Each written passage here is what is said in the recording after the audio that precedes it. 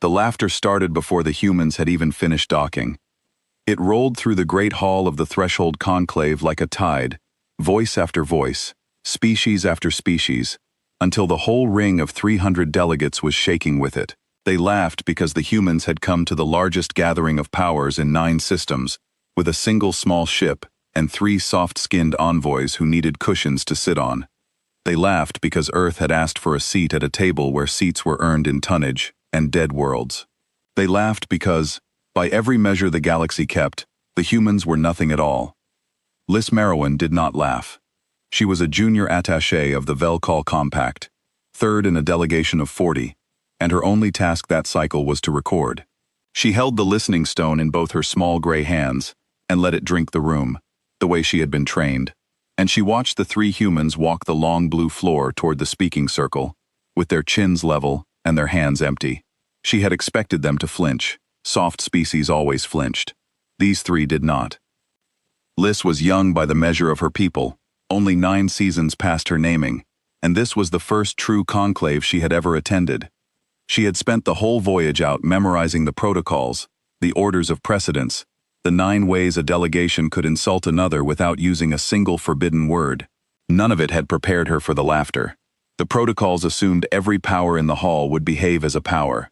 They did not account for what a frightened galaxy does when it finds something smaller than itself to look down upon.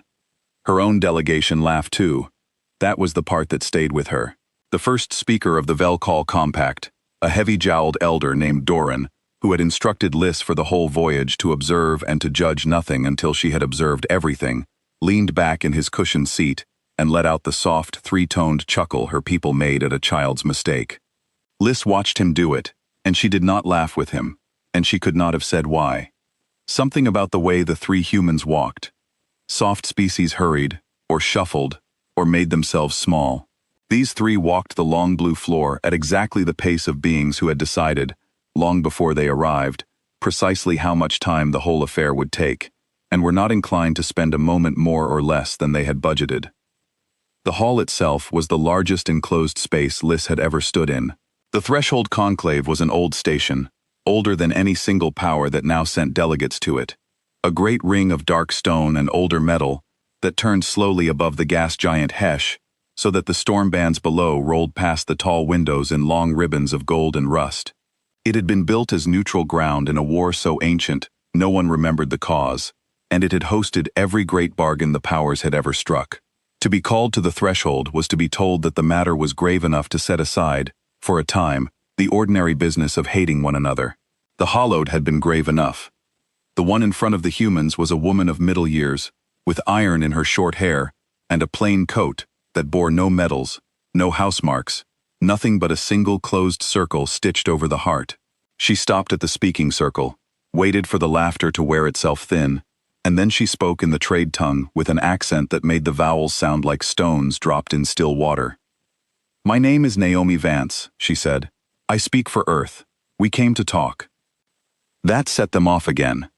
Liz watched the high delegates of the conclave wipe their eyes and slap their fellows and make the small grinding sounds that passed for delight among the Corthan, and she felt something cold open behind her ribs that she could not yet name. It was not fear. She did not know enough to be afraid. It was closer to the feeling of standing at the edge of a frozen lake and hearing, very faintly, the ice begin to speak. The 2 humans behind Naomi Vance had not spoken at all. One was a broad-shouldered man with gray at his temples, who stood with his hands folded behind his back and looked at the laughing delegates the way a builder looks at a wall he has been hired to demolish, measuring it, finding the weak seam. The other was younger, a slight, quick-eyed woman with a slate in her hands, and she was doing exactly what Liz was doing. She was recording. Liz noticed that, and filed it, and did not yet know why it troubled her. The conclave had gathered for one reason. The Hollowed had come back. For 200 years, the galaxy had told its young the story of the Hollowed, the way it told them every old terror, as a thing that had happened once and would not happen again. They were not built. They were grown. Their ships were not metal, but something between bone and bark and meat. Vast pale hulls that healed when you cut them, and butted smaller hunters from their flanks when they needed teeth. They did not negotiate, because they did not want territory, or tribute, or worship. They wanted biomass. They came to a system, and they ate it, world by world, and what they could not eat they seeded, so that in a generation, the dead place would bloom into more of them. 40 civilizations had tried to fight the Hollowed in the old war. 40 civilizations had been digested. The galaxy had survived only because the Hollowed had gone quiet. No one knew why. They had withdrawn into the dark beyond the ninth reach, and stopped answering the long-range scans. And the powers had drawn a line in the star charts and called everything past it the fallow. And they had agreed, in the only true agreement the galaxy had ever kept, never to go there. 6 cycles ago, a Corthan survey fleet had crossed the line by accident. 41,000 sailors aboard 60 ships. The Hollowed had eaten the fleet, and 3 colony worlds behind it, inside a single cycle, and then a pale tide 900 ships wide had begun to drift, slow and certain, toward the inhabited reaches. Liz had read the surveyor's final transmissions during the voyage out. The compact archive kept them, the way it kept everything, and she had listened to the last hour of the lead survey ship as it died, not because she was morbid, but because an attaché learns the texture of the things she will one day have to write about. The crew had not screamed for most of it. They had reported, calmly, the way trained people do, the approach of the pale shapes, the failure of the cutting beams to leave a lasting wound, the slow living light that wept from the seams of the mountains as they closed. And then, near the end, one voice, very young, had stopped reporting and simply said, over and over, that it did not understand why the wounds kept closing. Liz had stopped the recording there. She had not been able to make herself reach the silence that came after.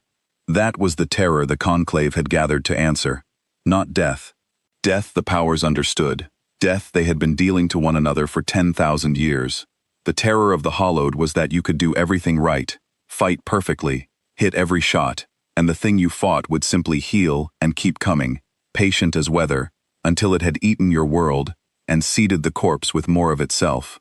It was a terror that made fleets useless, and courage a joke. And it was drifting toward the inhabited reaches at the unhurried pace of a tide that had never once, in 200 years, been turned. That was why the conclave had gathered. That was why the great powers had brought their war tonnage, and their threats, and their bargaining. They had come to decide whose worlds would be the wall, and whose would be spent buying time, and they had each come hoping it would be someone else's.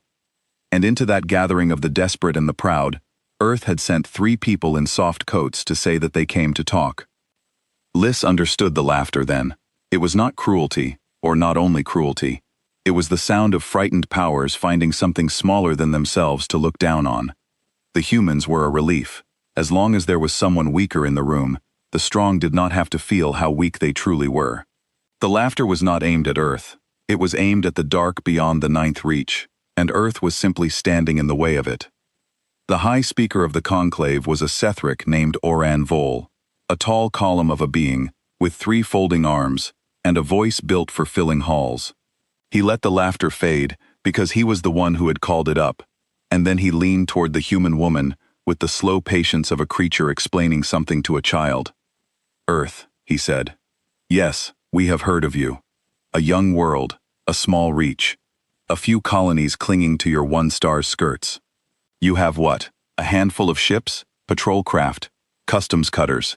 He spread an arm toward the great viewing wall, where the assembled war fleets of 9 powers hung in formation against the storm bands of the gas giant below, 4,000 hulls bristling and proud. This is a council of powers. The Hollowed are coming, and the question before us is how many of us must die to stop them. It is a serious question. It is not a question for the soft and the small. He folded the arm back. We thank you for the courtesy of your visit. The shuttle bay is the way you came. He had dismissed her. The whole hall waited to enjoy how the human would take it. Naomi Vance did not take it anyway at all. She simply waited, the same level patience she had worn through all the laughter, and when the silence had stretched long enough to grow uncomfortable, she spoke again, still quiet, still in those stone-dropped vowels. You misunderstand why we came, she said. We did not come to ask permission to help. We came to tell you what we are about to do, so that when it is done, you will not mistake it for an attack. She let that sit. We have read your charts. We know where the line is. We know what waits past it, and we have already sent a ship across. Liz felt the cold behind her ribs spread wider. Around her, the lesser delegates frowned, not yet understanding. The greater ones, the ones whose people remembered the old war in their bones, went very still. "You sent a patrol cutter into the fallow," said Orenval, and now there was an edge under the amusement, because no one mocked the fallow, not even to laugh at the humans. "Then you have sent a crew to die for nothing. The Hollowed will not even notice it." "No," Naomi Vance agreed. "They will not notice it, not at first." Liz bent over the listening stone and wrote 3 words she did not understand the weight of, yet not at first. She wrote them because that was her training, to catch the small wrong notes, the words that did not fit the room, and those 3 did not fit. A delegate sending a single ship to certain death did not say, "Not at first." "Not at first" was the language of someone describing a plan that had stages. Sarah Quoll spoke for the first time then. She was the Sethric fleet admiral turned diplomat who sat at Orenval's right, an old, hard-shelled creature who had given orders under fire long before she had ever learned to give them across a table, and when she spoke the whole hall quieted, because everyone knew she had survived 2 battles that should have killed her. "How long ago?" she said. "Did your ship cross the line?" 11 hours, said Naomi Vance. "And it still lives?" "It does." Sarah Quoll went very still, and Liz watched the old admiral do the arithmetic that the laughing delegates had not thought to do, the arithmetic of how long any single hull survives among the Hollowed, and the answer the old admiral reached was written plainly across the hard planes of her face. 11 hours was not survival. 11 hours was a thing standing in the middle of the tide and not yet being eaten, and there was only one reason the tide would not eat a thing it had found. It had not finished deciding whether it could. "You should not have come here," Sarah Quoll said, very quietly, to the human woman, and it was not a threat. It was almost a warning. "Whatever you are, whatever that ship is, you should not have brought it to a hall full of frightened powers and pride. Frightened powers do foolish things." "We know," said Naomi Vance. "We are counting on it." She lifted one empty hand toward the viewing wall, and somewhere in the human ship docked at the lowest ring, a quiet machine answered a signal it had been waiting for, and the great wall changed. The proud fleets of the 9 powers shrank to a corner of the display. The rest filled with a feed from very far away, from beyond the line, from the fallow itself, and the whole hall of the desperate and the proud leaned forward to laugh one more time at whatever small foolish thing the humans had sent into the dark. Liz leaned forward with them, and the cold behind her ribs finally found its name. On the wall, against the black, hung a single human ship. It was not small. For a long moment, the hall did not understand what it was looking at, because the human delegation was 3 people in soft coats, and the powers had filed Earth in their minds as a thing that traveled in cutters. So the eye refused the scale of it the way an eye refuses a mountain seen for the first time, insisting it must be a hill nearby rather than a giant far off. Then the feed machine, patient and exact, put a Corthan dreadnought into the frame for comparison, and the hall made a sound it had not made before. The Corthan dreadnought was the largest warship in the assembled fleets, 2,000 meters of layered armor and god-killing guns, the pride of a people who had ruled 4 systems with it. Beside the human ship, it looked like a tool left next to the machine it was meant to repair. The human ship was 9 kilometers long. It was gray, the flat, hungry gray of a thing built to be seen only when it wanted to be, and it had none of the grace the great powers loved. The Sethric built their hulls like cathedrals, all soaring buttress and stained light. The Corthan built theirs like fists, blunt and angry. The humans had built this thing like a sentence, with no soft words in it. It was a long, blunt spine hung with batteries, a slab of forward armor scarred by something that had clearly already tried and failed to get through, and a name painted along the prow in human letters that the feed machine helpfully rendered in trade tongue beneath. Black Verdict, it read. Liz wrote the name into the listening stone with fingers that had gone slow. She had spent her whole short life among powers that measured each other in tonnage, and she knew, the instant she saw the scale, that not one fleet in this hall had ever built a single hull that size. The Conclave had brought 4,000 ships, the humans had brought 1, and the 1 was bigger than anything the 4,000 had. "That is a trick of the feed," said Orenval, but his great voice had thinned. A model, a projection. You cannot build at that scale. No one builds at that scale. The stresses alone would tear the frame in a hard turn. We don't turn hard, said Naomi Vance. We don't need to. She had not raised her voice once. Liz noticed that. Through all of it, the laughter and the dismissal, and now this, the human woman had spoken at exactly the same level, like a person reading a verdict she had written long ago, and was simply now getting around to delivering. The slight, quick-eyed human behind her tapped her slate, and the feed shifted, and now the wall showed the scars on the black verdict's forward armor in detail, long parallel gouges raked across 40 meters of plating, deep, healed over, old. Sarah Quall leaned toward the wall. Those are hollowed marks, she said. Hunter claws. I have seen them on the one hull that ever came back from the old war, in our museum, where we keep it so our young do not forget. Those marks took that ship and unmade it across 9 days. She turned slowly to Naomi Vance. Your ship wears the same marks, and the plating beneath them is whole. How many times has that hull been in among the hollowed human? Enough to learn, said Naomi Vance. The hull did not yet weigh those 2 words, because the hull was still busy not believing the size of the ship, but Liz weighed them.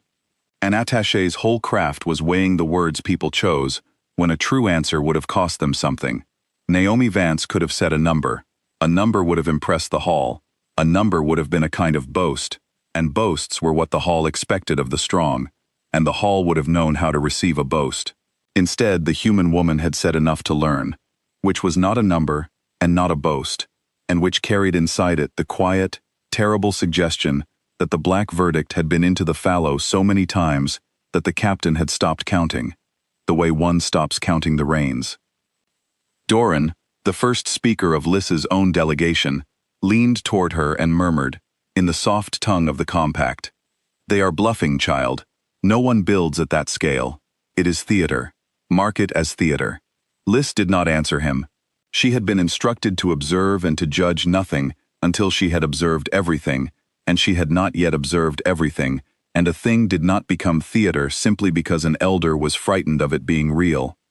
It was not an answer, and everyone in the hall understood that it was not an answer, and the not answering was worse than any number could have been. Liz wrote it into the stone exactly as it was said, and added, in the private notation her people used for the things that mattered most, a single mark that meant, this is the moment the room began to change. On the wall, the black verdict crossed the line.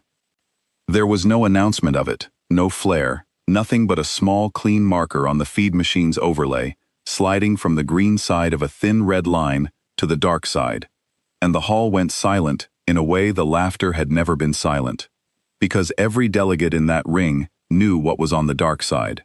The greater powers had lost ancestors there. The lesser ones had grown up on the stories. To cross that line was the one thing the whole galaxy agreed could not be done, and the humans had just done it on a screen, in front of 9 assembled fleets, as casually as a child stepping over a crack in a floor. "Call it back," said Sarah Quall, and her voice had none of the high speaker's theater.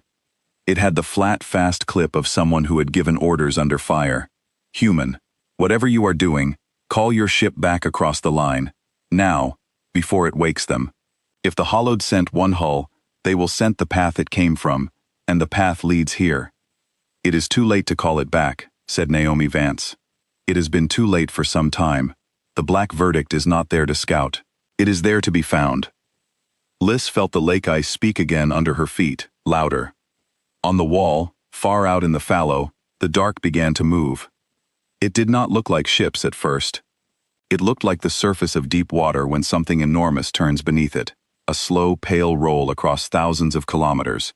And then the feed machine resolved it, and the hall saw the hollowed for the first time in 200 years, and learned all at once why their grandparents had screamed. They were grown, as the story said. The largest were pale-ridged mountains drifting in the black, neither bone nor wood nor stone, but something that wept a slow-living light from the seams, and each one trailed a swarm of smaller hunters, budded from its own flanks, sharp wet shapes that swam rather than flew. There were hundreds of the mountains. There were tens of thousands of the hunters, and the moment the black verdict crossed the line, all of them turned toward it at once, with the single unanimous motion of cells in one body, Because the Hollowed were not a fleet. They were one creature, wearing 900 ships. A delegate near Lys, a small bright-feathered being of the Anway Reach, made a thin keening sound and had to be helped from the hall. The Anway had lost their first homeworld to the Hollowed in the Old War. Their whole civilization had been refugees ever since. To see the grown mountains again, alive, moving, turning, was to watch the thing that had eaten their world wake up. Lys watched the small delegate be let out, and understood, in a way the protocols had never taught her, that for some species in this room, the Hollowed were not history at all. They were the open wound around which the whole life of a people had grown. The feed machine drew a scale marker across the largest of the Pale Mountains, and the hall flinched as one. 11 kilometers. The single largest of the grown hulls was longer than the human ship, and there were hundreds of them, and behind the hundreds came the swarm, and the swarm filled the dark from edge to edge of the feed like a stain spreading through water. Lys tried to hold the numbers in her mind, 900 mountains, tens of thousands of hunters, and could not. The mind was not built to hold a tide that size. It was built to flee from it. She understood, watching, why 40 civilizations had failed. They had not failed for lack of courage. They had failed because courage was the wrong tool, the way a sharp blade is the wrong tool against the sea. Your captain is alone in front of all of that, Sarah Quoll said, and her old voice had gone flat and careful, the voice of a soldier counting a thing she does not want to be true. One hull. Whatever else is true of your people, human, the being who commands that ship is about to die more completely than anyone in the history of dying, and they crossed the line knowing it. I would like, before the end, to know their name. Naomi Vance looked at the old admiral for a long moment, and something passed between the two of them that Lys could not name but recognized. The silent acknowledgement of two people who had both sent others into the dark and waited to learn if they came back. Her name is Captain Imara Solt, said Naomi Vance. She has taken the black verdict across the line 19 times. She will take it across a 20th. You will not have to mourn her, Admiral, but thank you for offering to. You have killed your own crew, whispered Oran Vault. You have woken the thing we came here to keep asleep. Whatever you meant by this, human, you have doomed your 9-kilometer ship and everyone aboard it, and you have pointed the way to all of us. Watch, said Naomi Vance. The Hollowed reached the black verdict the way a tide reaches a stone. Lys had seen war feeds before. The Compact kept an archive of every battle the galaxy could record, and she had studied them, the way an attaché studied everything, and she knew what it looked like when a ship was swarmed. The hunters poured in from every angle at once, a wall of wet shapes closing on the gray hull, and the proud delegates of the conclave braced to watch the human arrogance die screaming in the dark. The black verdict opened fire. It did not flail. That was the first thing Lys understood, and it was the thing she would think about for the rest of her life. Every fleet she had ever watched fought a swarm by panicking, by throwing everything outward in a desperate flailing ring, burning through their batteries in the first minutes, and dying when the magazines ran dry. The black verdict did not flail. It fired in long, deliberate strokes, each battery cycling in turn, each shot finding a hollowed mountain, rather than wasting itself on the hunters, and where the human guns touched the grown hulls, the slow-living light did not weep out. It stopped. The Hollowed healed when you cut them. Every power in the hall knew that. It was the heart of the old terror, the reason the 40 civilizations had failed, that you could open a hollowed mountain from end to end and watch the wound knit shut behind your guns. So they all leaned forward to watch the human shots strike and the wounds close. The wounds did not close. Where the black verdict fired, the Pale Mountains went dark and cold and stayed that way, and the slow-living light, the thing that made the Hollowed, the thing that healed and budded and seeded and ate, simply went out, like a coal dropped in deep snow. The mountain did not explode. It did not need to. It died, all at once and completely, a kilometers-long body of grown horror going still in the black, and the swarm of hunters it had budded died with it, falling dark and drifting, because they had never been ships at all. They had only ever been fingers of the one great hand. The hall of the conclave made no sound whatsoever. It is one thing to be told that a wound will not close. It is another to watch the thing your whole civilization fears most simply stop. The mountain on the wall had been the largest of them, 11 kilometers of grown horror, and a single sustained stroke from the black verdict had walked down its length and taken the slow light with it. And now it drifted, a dead pale island, while the human ship had already moved on to the next without pause, without celebration, without so much as a flicker of the discipline breaking. Liz watched a second mountain die, and a third, and she realized that the black verdict was not winning a battle. Winning implied a contest. There was no contest on the wall. There was a machine, built across 40 years for one purpose, doing the purpose it had been built for, the way a mill does not defeat the grain. Doran had stopped saying the word theater. Liz noticed that too. Her first speaker sat very still in his cushioned seat, his soft three-tone chuckle long gone, watching the wall with the particular silence of an old being who has just learned that something he was certain of is not true, and is now hurriedly rebuilding his whole understanding of the world to fit the new fact before anyone notices the gap.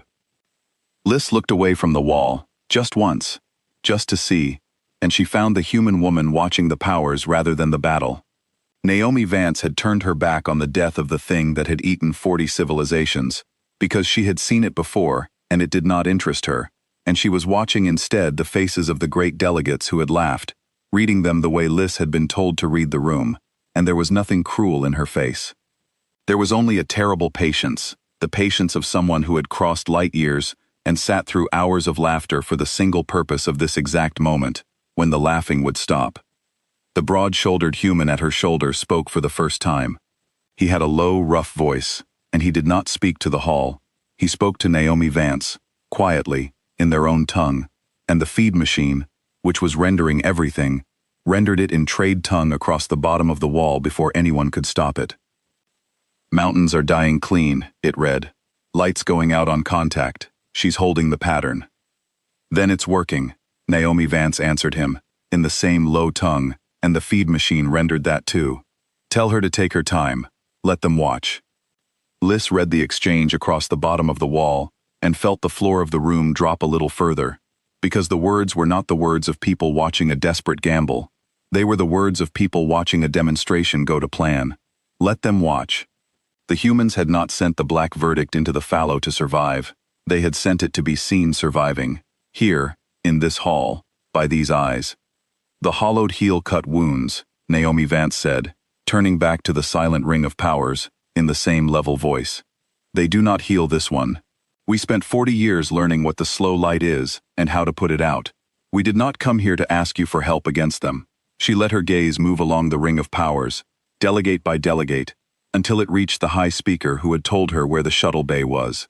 "We came to tell you that the war you gathered to fight has already been decided. The only thing left to settle is what kind of galaxy is standing when it ends." A young delegate of the Threll Reach, barely older than Liz herself, stood up 2 seats down and asked the question the whole hall was too proud to ask. "How?" the young delegate said, in a voice that shook. "How does it do it? The mountains heal from anything. Our grandparents cut them in half and watched them grow back. What is your ship doing to them that 200 years of war could not?" Naomi Vance considered the young delegate for a moment, and Liz saw her decide to answer plainly, the way one answers the young when the answer is the only kindness one has to give. "The slow light is not a wound to be cut," she said. "It is a thing that is being held together, the way a song is held together by being sung. Your grandparents fought it like a body, cutting it, and a body heals a cut. We learned to fight it like a song. The black verdict does not cut the hollowed. It makes them stop singing, and a song that stops does not heal. It is simply over." She let that settle into the hall. "It took us 31 years to understand that. It cost us more than I will say in this room.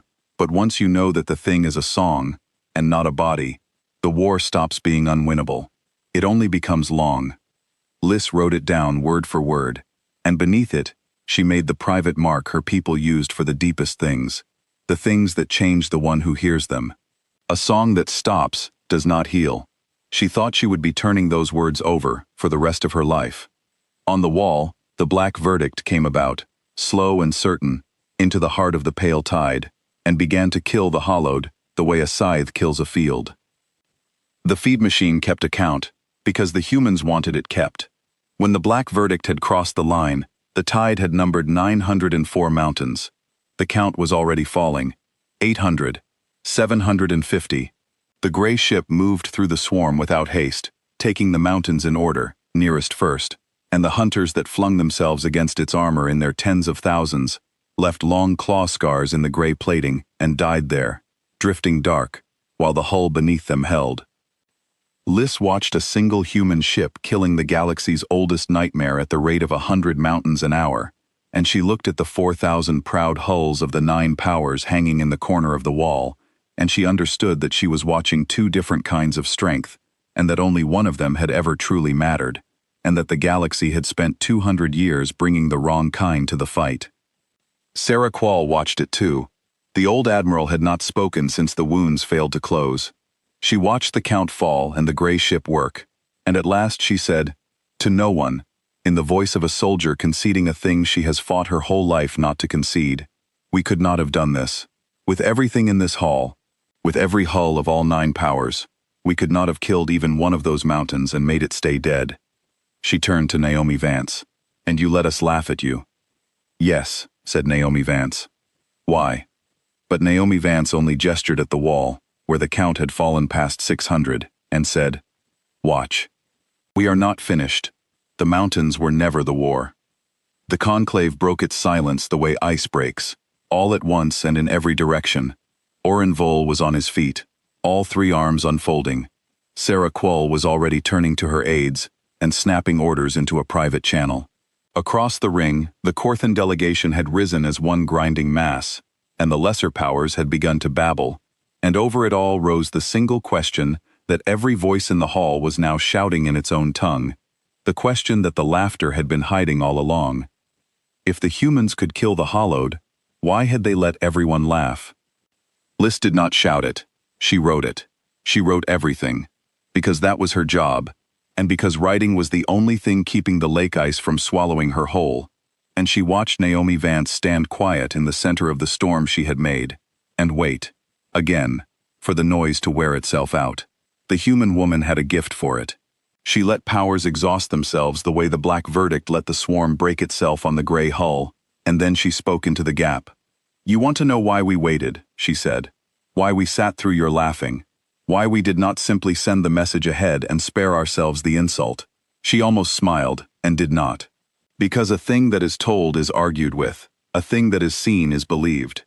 If we had sent you charts and numbers and told you Earth had a weapon that ends the hollowed, you would have spent a year debating whether to trust us, and another year fighting over who commands it, and the pale tide would have eaten 3 more worlds while you argued. So we did not tell you. We let you laugh, and then we showed you, so there would be nothing left to argue about. You used our world as a stage," said Oren Vol, and his theater voice had curdled into something smaller and more honest. "You used the hollowed, the dead worlds, the war our grandparents lost. You let us believe you were nothing so that the lesson would land harder." "Yes," said Naomi Vance. "Now you will remember it."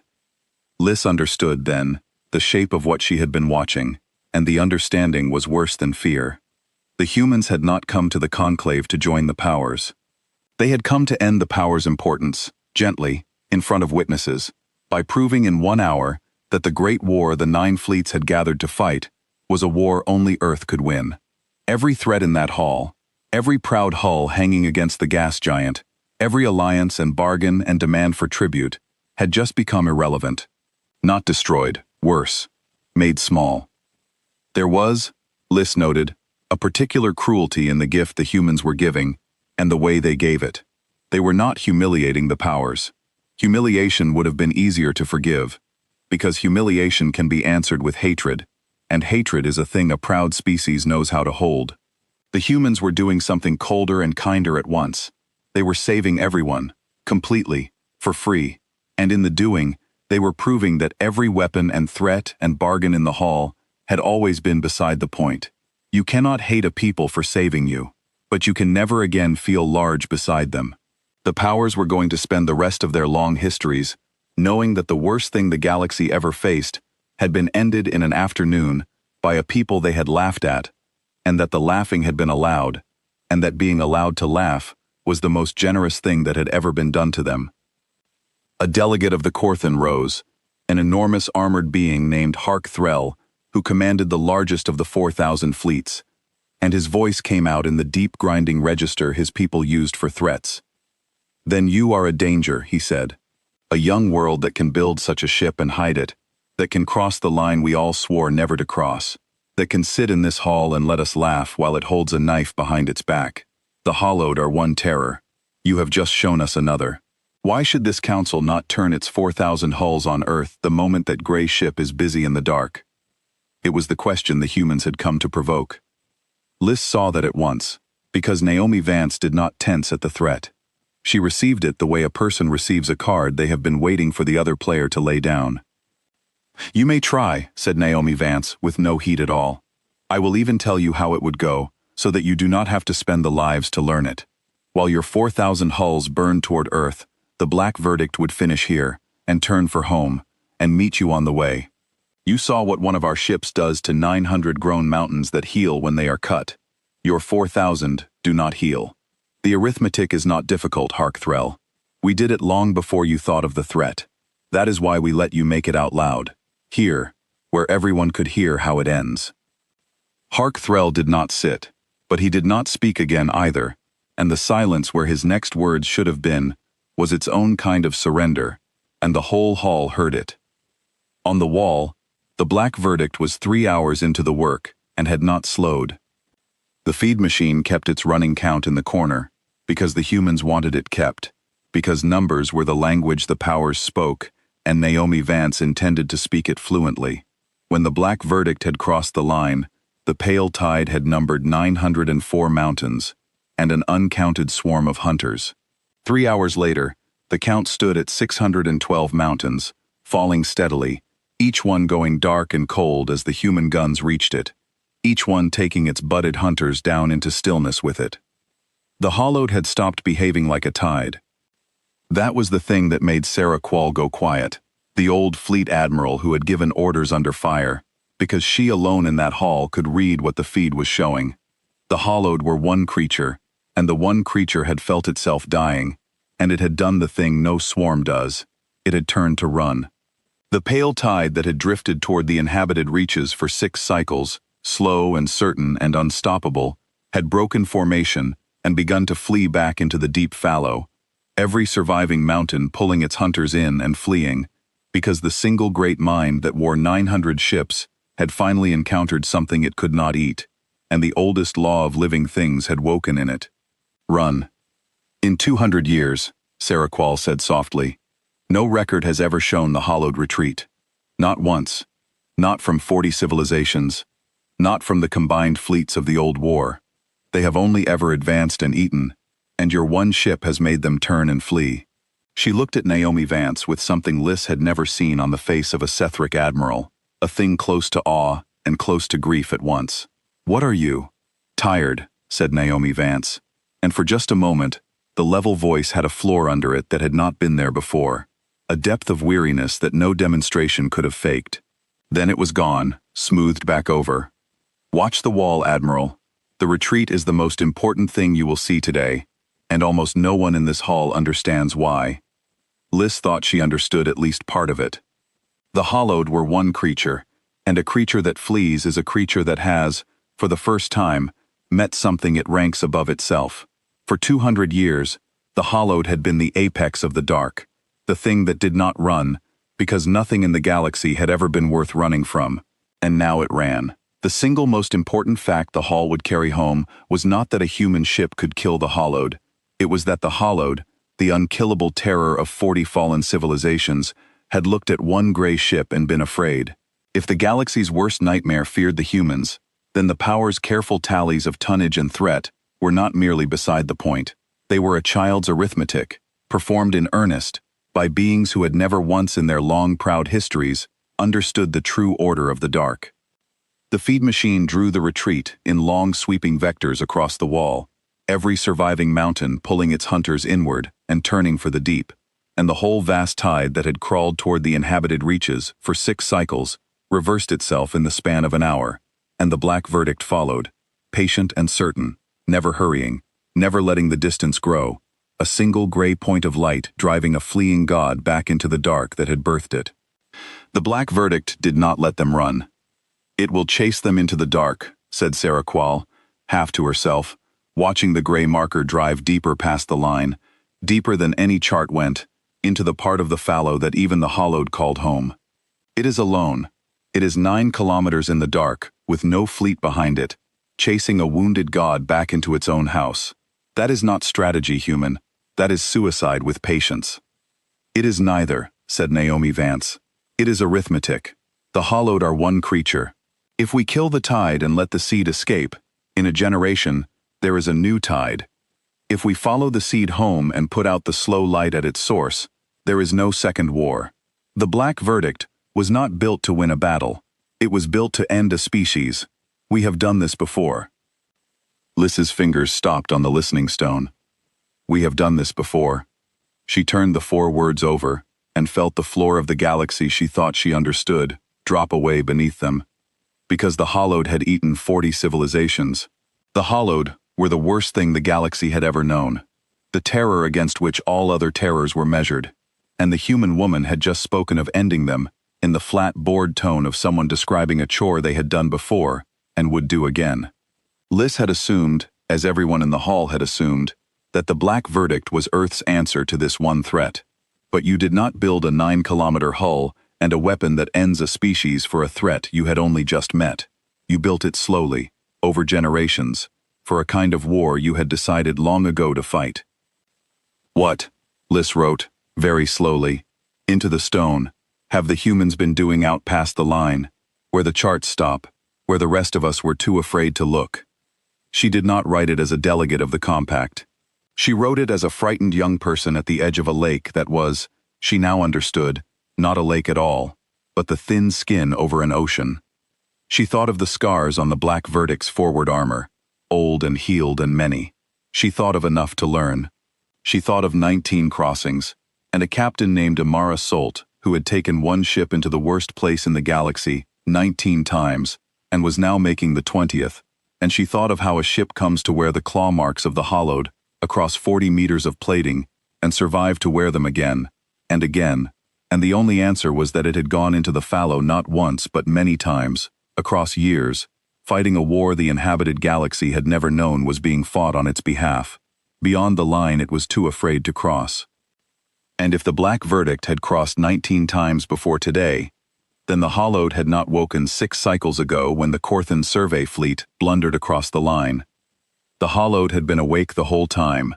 They had been fought and held and bled for 40 years, in the dark, by a people who told no one.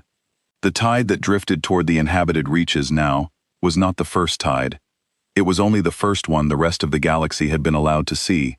Liss set down that thought very carefully, the way one sets down a thing that might break, because she understood that it changed everything she had been taught about the shape of her own life.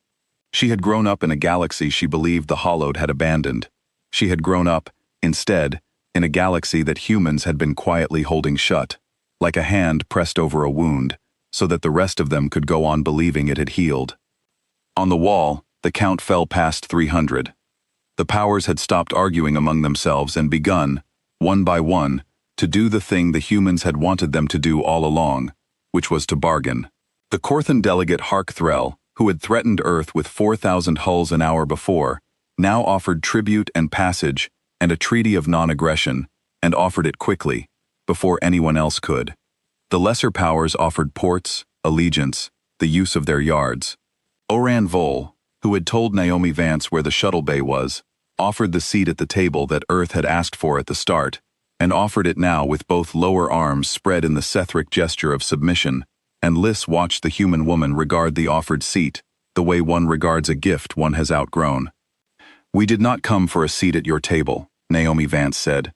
We came to tell you that the table is smaller than you thought. She gestured at the wall, at the dying tide, at the one gray ship driving alone into the dark. There is the war you gathered to fight. We will finish it, because we are the only ones who can, and because the hollowed will be no one's nightmare by the time the Black Verdict comes home. You owe us nothing for it. We did not do it for you. Her gaze swept the ring one last time. We did it because we were going past the line anyway. You simply happened to be in the way of the lesson. The bargaining grew louder, more desperate, an ugly scramble among proud powers, who had spent the morning as masters of the hall, and now wanted, more than anything, to be on record as the first to have offered the humans something. Oren Vol offered the seat. Hark Threll offered a treaty. A delegate of the Sethric Reach offered the use of the great shipyards at Tessin Fold, the largest in 9 systems, as though Earth, which had built a 9-kilometer hull no one else could match, had any need of another power's yards. A delegate of the small Voral Reach offered marriage alliance, the binding of bloodlines, the deepest bond their people knew. Each offer was a little more frantic than the last, and Naomi Vance turned each one aside with the same level courtesy, neither insulted nor flattered, a person declining gifts from children who do not yet understand that she has no use for what they are holding. Liz watched her own first speaker, Doran, sit in stricken silence through all of it, offering nothing, because Doran alone among the delegation heads had understood early enough to be ashamed of the scramble. To offer the humans tribute was to admit you had only just stopped wishing them harm. To offer them nothing, and simply watch, and try to understand, was harder, and rarer, and worth more, and Doran had chosen it, and Liz felt a small, fierce pride in her elder that she had not expected to feel that day. Liz looked at the count in the corner of the wall. It read 119, and falling.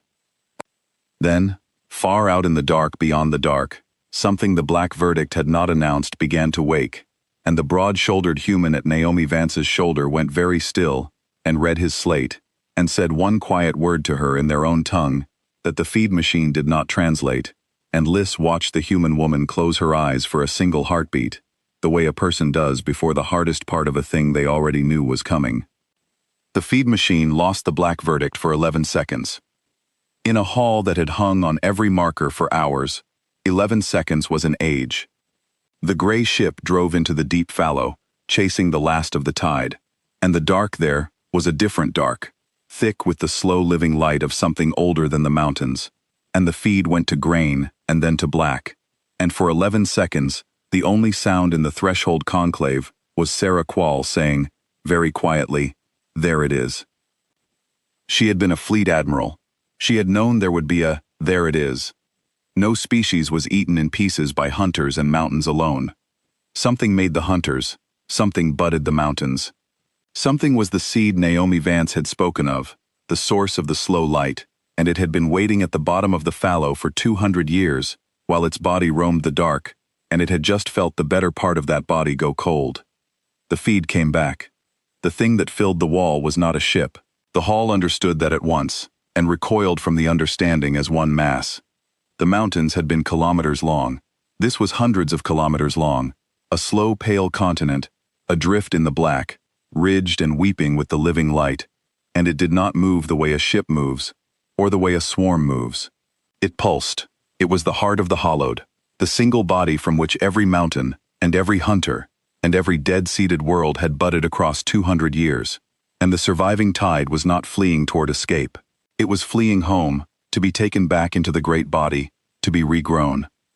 That, said Oran Vol, in a voice with no theater left in it at all, is what our grandparents could not even find.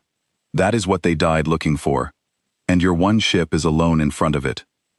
The Anhui delegate had been brought back into the hall, recovered enough to watch, and at the sight of the pale continent, the small bright-feathered being went utterly silent, and then said one sentence that Liz would carry the rest of her life. "We have a word for that," the Anhui said, "in the oldest tongue of my dead world. It means the thing that mothered our ending. We thought it was a story we told to frighten our young. It is sitting on the wall." Liz could not write. Her hands had stopped. She watched the gray sliver of the black verdict against the pale continent, and the scale of it broke something in her that the laughter and the dying tide had not. The human ship was 9 kilometers. The thing it faced was a moving world.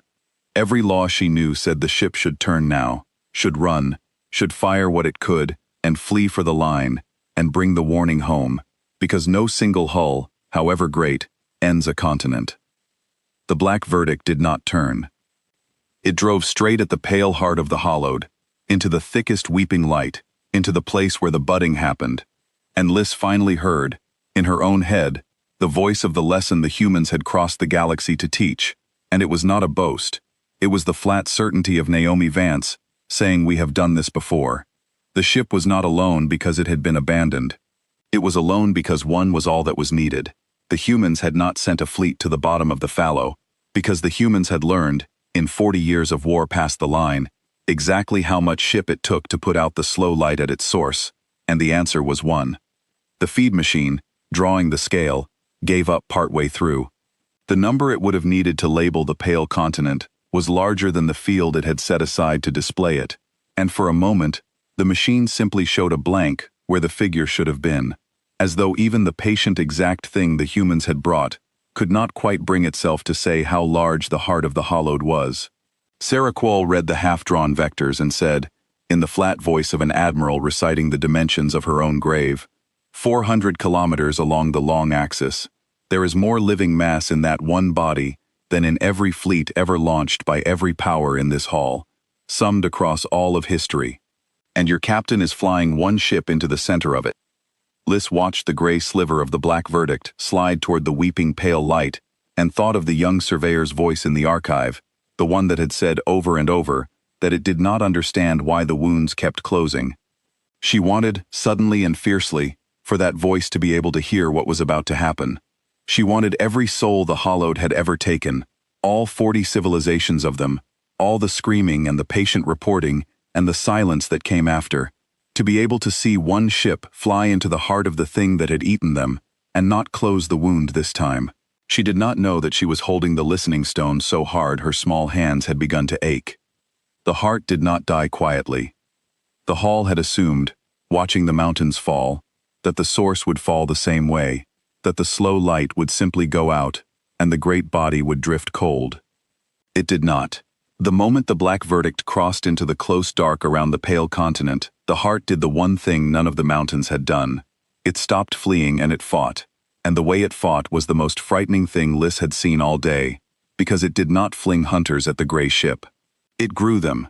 The feed showed the pale flanks of the continent, bulging and splitting and birthing whole new hunters in their thousands, faster than the eye could follow, an entire war swarm grown in the space of minutes from the living mass of the heart itself, and they did not swim toward the black verdict in a wave. They closed on it from every direction at once, a sphere of teeth contracting on a single point. "It is making more," said Saraquol, and for the first time her old voice cracked. "It does not run out. Do you understand what that means, human? Your mountains and your hunters, you can kill those, they are finite, but the heart grows its own army out of itself, faster than your guns can clear it. That is why we never found it. That is why we never could have won. You cannot starve a thing that is its own supply." She turned to Naomi Vance, and there was something almost like pity in it now, pity for the captain in the gray ship. "Your Imara Solt is about to be buried in a swarm that regrows itself faster than she can fire. One ship cannot outkill a thing that breeds. No ship can." "She is not trying to outkill it," said Naomi Vance. "She is trying to make it spend itself. Watch what it grows the hunters from." Liz watched, and saw it, and the cold went all the way through her. Every hunter the heart grew. It grew from its own living mass. Every 1,000 teeth it flung at the black verdict was 1,000 teeth carved out of the great body itself. The heart was not making an inexhaustible army. It was eating itself to make a desperate one, hurling its own substance at the gray ship faster and faster, and the black verdict was not flailing against the swarm. It was killing precisely enough to keep the heart afraid, to keep it spending, to keep it tearing pieces off its own 400 kilometers and throwing them away, while the human ship held its true fire in reserve and waited for the great body to make itself small enough to end. It took an hour. The swarm grew and died and grew again, and with each cycle, the pale continent on the wall was visibly thinner, hollowed from within by its own panic, until the thing that had been 400 kilometers of unkillable horror was a wasted gray husk that had spent nearly all of itself trying to bury a ship that had never once been in danger. The black verdict reached the heart and stopped running its batteries in strokes. It opened everything at once. Liz had watched it fight with discipline for hours, each gun in turn, never wasting, never flailing, and she had thought that was the whole of human war. It was not. The discipline had been the patience of a thing holding its breath. Now the gray hull put every battery it had into the pale continent in a single sustained blaze that turned the feed white, and where the human guns touched the heart of the hollowed, the slow-living light did not stop in patches the way it had on the mountains. It began to go out in waves, vast rolling waves of cold and dark, spreading across hundreds of kilometers of grown flesh, and the whole vast body of the thing that had eaten 40 civilizations began, for the first time in its long life, to feel the one sensation it had never visited on another. It felt itself ending.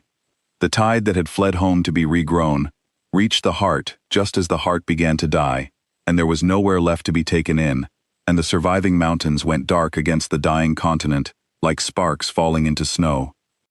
"It is not enough," said Sarah Quall, leaning toward the wall, the old admiral reading the feed faster than anyone. "Look at the mass. It is dying, but it is dying slowly, and a thing that sighs dying slowly is a thing that has time to do one last thing. It will seed. It will throw everything it has left into one last bud, and fling it into the deep, where the human ship cannot follow, and in 100 years, there will be a new heart, and a new tide, and your grandchildren will gather in a hall like this one to be afraid." She turned to Naomi Vance, and there was no mockery anywhere in her now, only the hard respect of one fighter for another, and the hard fear of someone who has seen how wars are truly lost. "Your ship has to stop the seed. It cannot kill all that mass and chase the seed at once. It has to choose." "It does not have to choose," said Naomi Vance. "It is not the only ship we sent." The hall turned to her. "You said one," said Oranval. "You said one was all that was needed. You said it twice." "One was all that was needed to be found," said Naomi Vance. "One was all that was needed to be seen, by you, in this hall, so the lesson would land. The black verdict came to be the thing you watched." For the first time in all those hours, something moved in her level voice, something that was not warmth, and was not cruelty, but was older than both, the quiet of a person speaking of her own dead. "It is the ship we send first. It crosses the line alone, and it makes itself loud, and every hollowed in the dark turns toward it, because that is what we built it to do, to gather them, to hold their whole attention, to be the bright loud thing in the front of the room, while the room is busy laughing at it." The hall went very still. Liz heard, behind her, Doran draw a slow breath, the breath of an elder who has finally abandoned the last of his certainty and is bracing to meet whatever comes next without it. He had instructed her, on the voyage out, to judge nothing until she had observed everything. She understood now that he had given her that instruction, because he had suspected, in some old careful part of himself, that the galaxy he thought he knew was not the whole galaxy, and that a young attaché with clear eyes and no pride to defend might see the rest of it before the elders could bring themselves to look. He had sent her to observe what he did not yet have the courage to believe. Liz understood a half-second before the feed did, and the understanding went through her like cold water. On the wall, behind the dying heart of the hollowed, in the deep dark the great body had never thought to watch, because all its attention was fixed on the one gray ship blazing in its face, the black began to fill with quieter lights. Not one ship, not 9 kilometers. 300 ships, smaller than the black verdict, and far more numerous, gray and blunt and patient, that had crossed the line in the black verdict's shadow, while the whole fallow was busy turning toward the loud one, and had spread silently across the deep behind the heart, and had waited, holding their fire, for the precise moment when the dying thing tried to throw its last seed into the dark. Sarah Quall made a sound that was almost a laugh, the dry, broken laugh of an old soldier recognizing a maneuver so clean it hurt. "The loud ship was bait," she said.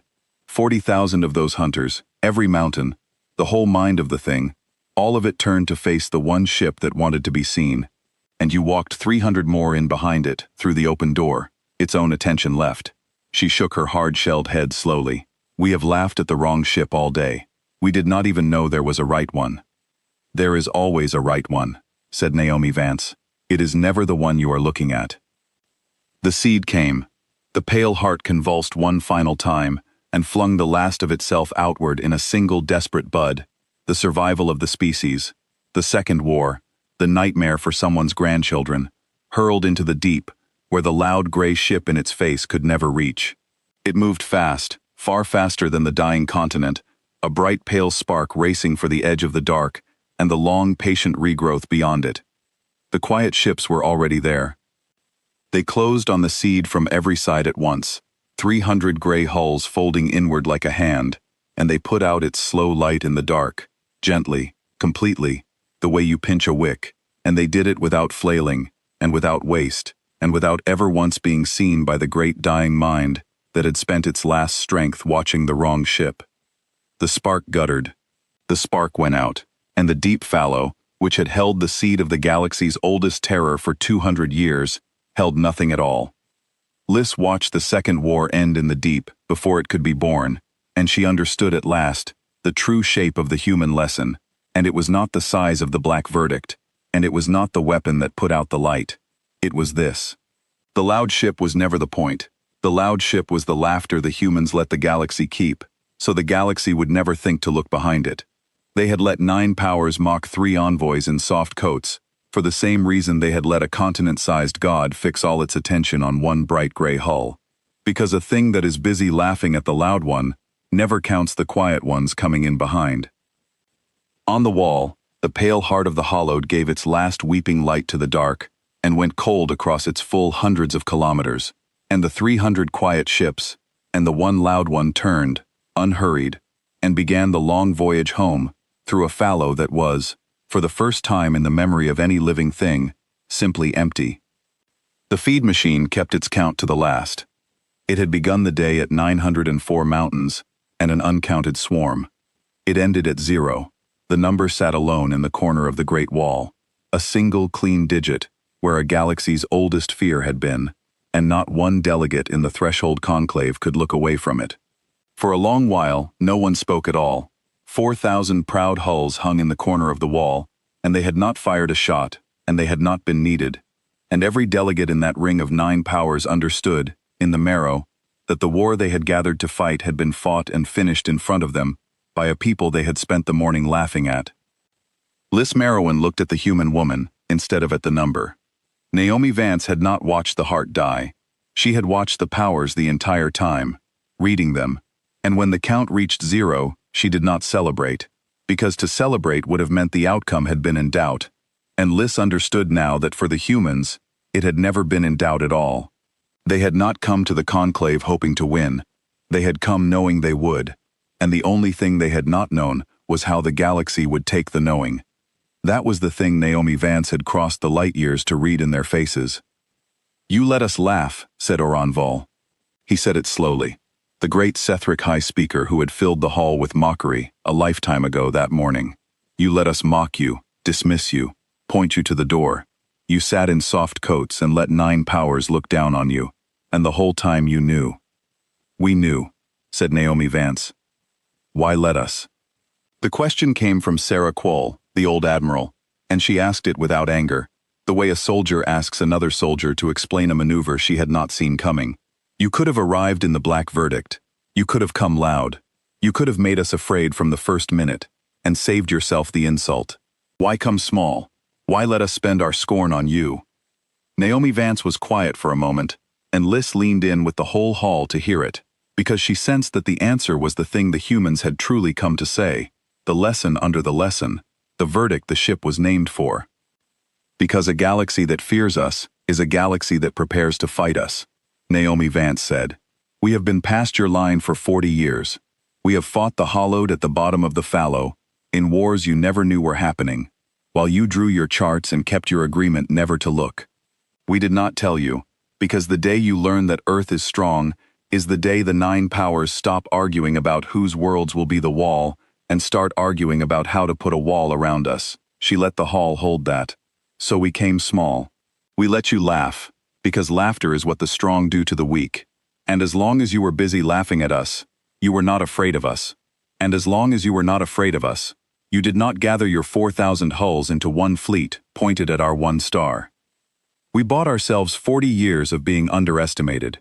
It is the most valuable thing we own. We spent a single afternoon of it today to end the hollowed in front of witnesses, and we did it in the open so that you would know exactly one thing about Earth, and only one. That you can," said Oran Vol. "That you cannot make us," said Naomi Vance. "We did not have to come to your conclave. We did not have to save your worlds. We were going past the line anyway.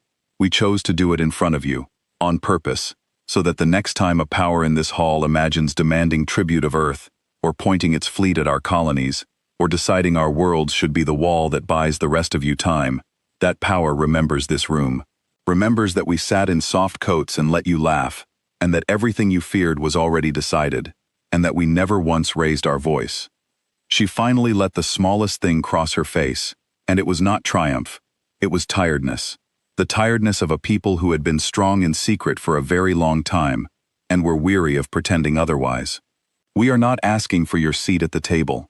We are telling you that we have always been able to flip the table, and that we have chosen, every single day for 40 years, not to. That choice is the only protection your worlds have. We would like you to remember that it is a choice. 40 years, said Sarah Quall, and the old admiral's voice had gone quiet in a way Liz had not heard from her before. You said 40 years. The survey fleet crossed 6 cycles ago. The tide began to drift 6 cycles ago. But you have been past the line for 40 years. She lifted her hard-shelled head, and the understanding moved across the whole ring of powers as she spoke it. Slow, terrible, late. The hollowed never went quiet. We told our young they withdrew. We drew the line and kept our agreement, and congratulated ourselves on our wisdom in never looking. And the whole time, the reason the tide never came, the reason our world slept, the reason there was a galaxy left for us to be proud in at all, was that your people were out there in the dark, holding it shut, for 40 years, and you never sent the bill. There is no bill, said Naomi Vance. There was never a bill. You cannot bill a people for a thing they do not know was done, and the moment we told you, the moment you knew, you would have stopped being grateful and started being afraid. And a frightened galaxy is harder to protect than a sleeping one. So we held the line, and let you sleep, and we let you think we were small. Because a galaxy that thinks Earth is small, is a galaxy that does not waste its strength building walls against us. And a galaxy that does not build walls against us, is a galaxy we can go on protecting. She let her gaze travel the silent ring. We came today only because the survey fleet's death made the tide too large to keep hidden from you any longer. You were going to see it reach the inhabited reaches. We decided that if you were going to learn the hollowed were real, you should learn, in the same hour, that they were already finished. It seemed the kinder order to learn it in. The hall did not laugh. The hall did not threaten. The hall, 9 powers and their 4,000 hulls, and their proud old admirals, and their theater-voiced speakers, sat in the silence of beings who have just learned that the floor they stood on had a basement, and the basement had a basement, and at the bottom of all of it stood a gray ship and a woman in a soft coat who had let them mock her for an afternoon, because being mocked was cheaper than being feared. It was Harkthrell, the Korthan who had threatened Earth with 4,000 hulls, who broke the silence, and what he said surprised Liz more than anything else that long day. He rose, the enormous armored being, and he folded his weapons arms across his chest in the Korthan gesture that is made only to an equal in war, a gesture his people had not made to another species in 300 years, and he said, in the deep grinding register that had carried a threat an hour before, and now carried something else, I came to this hall to decide whose worlds would die to buy mine time. I am ashamed of it. You came to give us all our worlds back and ask nothing, and I threatened you for it. The Korthan do not forget a debt of war. Whatever else passes between our peoples, that one is owed, and we will carry it. He sat. It was the closest thing to an apology his species had a shape for, and the whole hall knew what it had cost him to make it. Naomi Vance inclined her head to him, once, and said only, then carry it lightly. We did not come to put a debt on anyone. A galaxy that owes us is a galaxy that resents us, in time. We would rather you simply remember the choice. The small bright-feathered Anway delegate rose then, the one who had keened and been led out and brought back, whose people had lost their first homeworld to the hollowed and had been refugees for 200 years. The Anway did not speak the way the great powers spoke. They had no fleet to threaten with, and no tribute to offer, and no pride left to wound. The being simply stood in the silent hall, very small among the towering delegates, and said, in the old tongue of its dead world, a single long phrase that the feed machine could not translate, because the feed machine had no record of a language whose last fluent speakers had died screaming 2 centuries ago. Naomi Vance answered it. She answered it in the same old tongue, haltingly, with the clumsy, careful vowels of someone who has learned a dead language from records, rather than from a mother, and the Anway delegate made a sound that was not keening this time, a low trilling sound, and folded its bright wings across its chest, and sat. Liz did not know what had been said, but she understood that the humans, who had told no one of their 40-year war, who had let the whole galaxy believe them small, had taken the time, somewhere in those 40 years, to learn the dead language of a refugee people, so that when the day came, they could tell that people, in the words of their lost world, that the thing which had ended them was ended. No power in the hall had ever done such a thing for the Anway. No power had thought the Anway worth the trouble. The humans had thought them worth the trouble, quietly, decades ago, against a day they could not have been certain would ever come. Doran, the first speaker of Liss's own compact, leaned toward her at last, and what he said was not an instruction. It was the closest a Velcall elder came to an apology, offered to the young attaché he had brought to observe what he had not had the courage to believe. "You did not laugh," he said quietly. "This morning, when the whole hall laughed, you did not. I marked it. I thought you were too young to know better." He was silent a moment. "Write everything, child. Every word. Our people must understand what we saw here, and they will not want to, and you must make them anyway. That is the work now, not the protocols. This." Far out past the line, the black verdict came about in the empty dark, and the 300 quiet ships that had killed the seed formed up around it, and the whole human force began the long voyage home, having ended a species and started no empire, having saved 9 powers and asked nothing of them, having let a galaxy laugh and then let it understand. The 3 envoys gathered themselves to leave. There was no ceremony to it.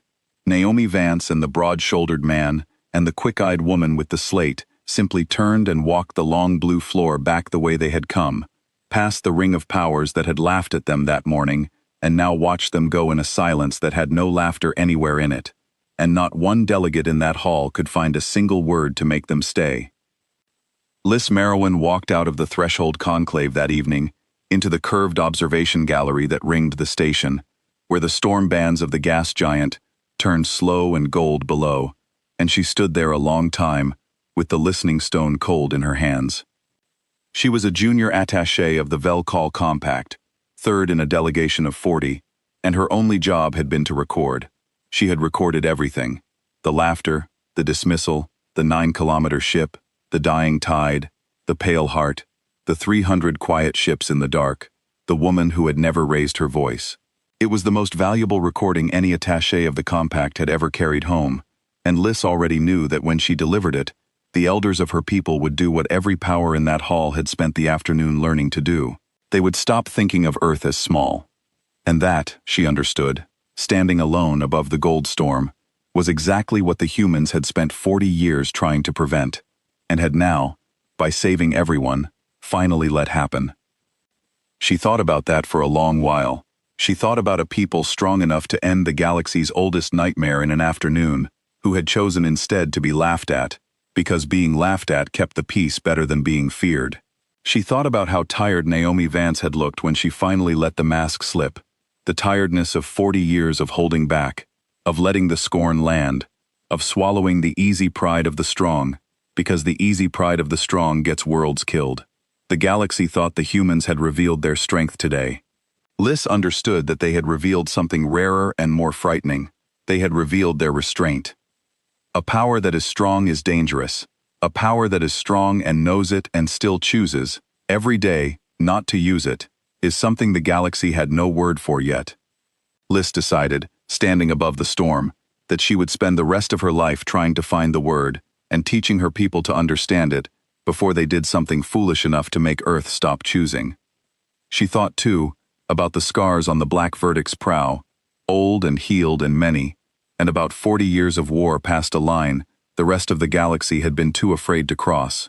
Somewhere out in the fallow, across 4 decades, humans had fought and bled and died against the Hollowed, so that a galaxy that did not even know it was being defended could go on drawing its charts and keeping its agreement never to look. No power had thanked them. No power had known.